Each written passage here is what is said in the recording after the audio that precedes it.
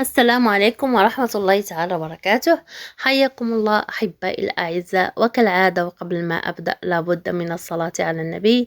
اللهم صل وسلم وبارك على سيدنا محمد عليه أفضل الصلاة والسلام.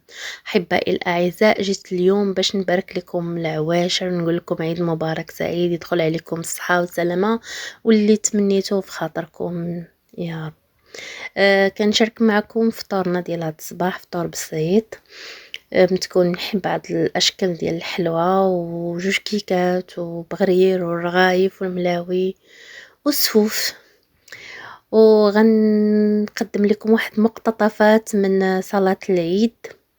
يعني ما شاء الله على الحشد اللي كان من نساء ورجال واطفال، واللي زاد الفرحة هو إسلام جوج ديال النساء، وحدة فرنسية وسمات راسها أمل، والأخرى إيطالية وسمات راسها خديجة. نخليكم مع المقتطفات.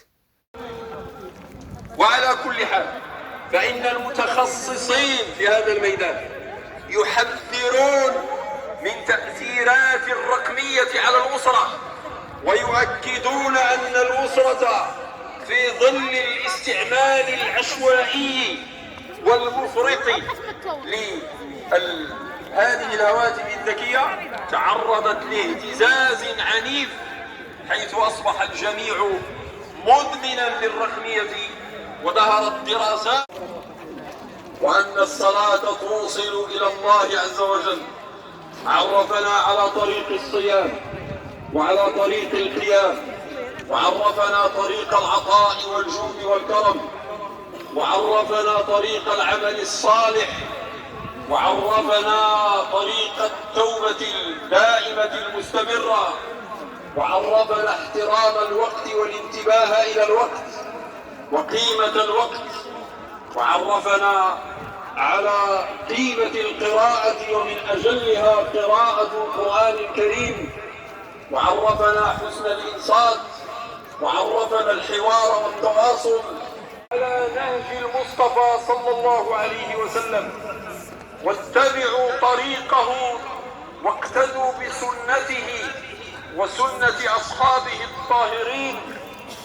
وحدوا صفوفكم، وحدوا كلمتكم، انبذوا الشقاق، انبذوا التشرذم فيما بينكم، خذوا بالأسباب في كل أموركم ولا تتواكلوا.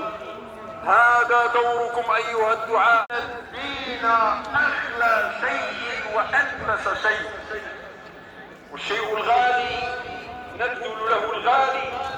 هناك رياح أوجاع تضرب الفرد والأسرة في الصميم، وهو فطرته وتريد تشويه هذه الفطرة. جندت في ذلك الأموال والأقلام والقطر. لا ينبغي لنا جميعا أن نضيع الشهادة في هذا المصور المبارك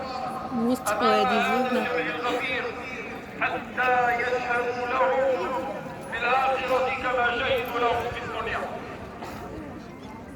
الله أكبر، الله أكبر، الله أكبر.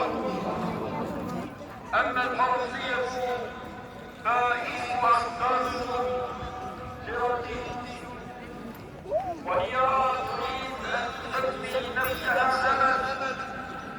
نسأل الله أن تكون هذه الأخت آمنة كل شباب المسلمين ورجال المسلمات. والمرأة الإيطالية اسمها كاترينا، وتريد أن تكون بزوجة رسول الله